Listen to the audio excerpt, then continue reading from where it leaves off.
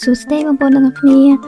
ចាថ្ងៃនេះសូមនៅរំបងប្អូនមកធ្វើជក់ជើងមាន់ជាមួយនឹងខ្ញុំនេះគឺជាវិធីសាស្ត្រដែលខ្ញុំរៀនពីម៉ាក់ខ្ញុំមកតែអត់ដឹងថាបងប្អូនមានវិធីសាស្ត្រណាផ្សេងដែលអាចធ្វើទៅឆ្ងាញ់ជាងនឹងបានសូមជួយចែកម្លែកនៅក្នុង comment ខាងក្រោមផងបងប្អូនចាចឹងនេះគឺជាគ្រឿងផ្សំរបស់យើងគឺខ្ញុំប្រើប្រាស់ជើងមាន់ចំនួន1គីឡូហើយមានក្រូចឆ្មាមានគល់ស្លឹកគ្រៃម្ទេសរំដេងមានខ្ទឹមសខ្ទឹមក្រហមជាដើមនេះសម្រាប់ធ្វើទៅគីឡូបងប្អូនចឹងឥឡូវយើងមកធ្វើការកាប់មាន់របស់យើងចឹងយើងធ្វើការកាប់ជាពីរហើយសម្រាប់ជើងនេះគឺយើងកាប់ពីជា3ទៅដើម្បីងាយស្រួលក្នុងការញ៉ាំសម្រាប់ជើងមាន់យើងទុកមកលើសិនទៅដោយសារតែយើងរងចាំឲ្យទៅពុះសិនអញ្ចឹងយើងងាកមកលាងក្រូចឆ្មាក៏ជាគ្រឿងផ្សំរបស់យើងឲ្យរួចរាល់ហើយទុកដាក់មុនលើសិនបងប្អូន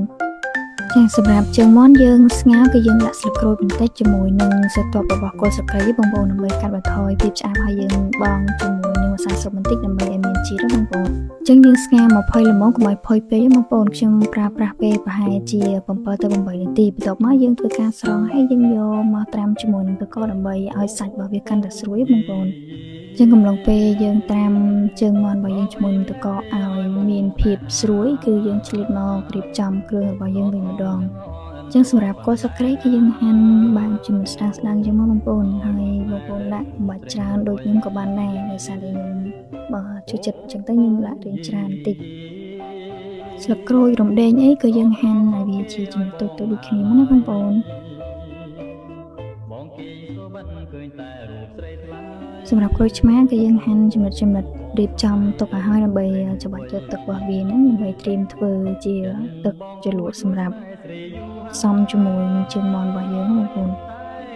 ឥឡូវនេះយើងមកធ្វើការក្លុកខ្ទឹមសខ្ទឹមហុំជាមួយម្ទេសបងប្អូនអាចធ្វើការមកដាក់ម្ទេសឲ្យច្រើនជាងនឹងក៏បានដែរតាមចំណង់ចំណូលចិត្តដែរប៉ុន្តែដោយសារខ្ញុំអត់សូវចូលចិត្តហឹរខ្លាំងជាងទៅខ្ញុំដាក់តែមកល្មមៗបងប្អូន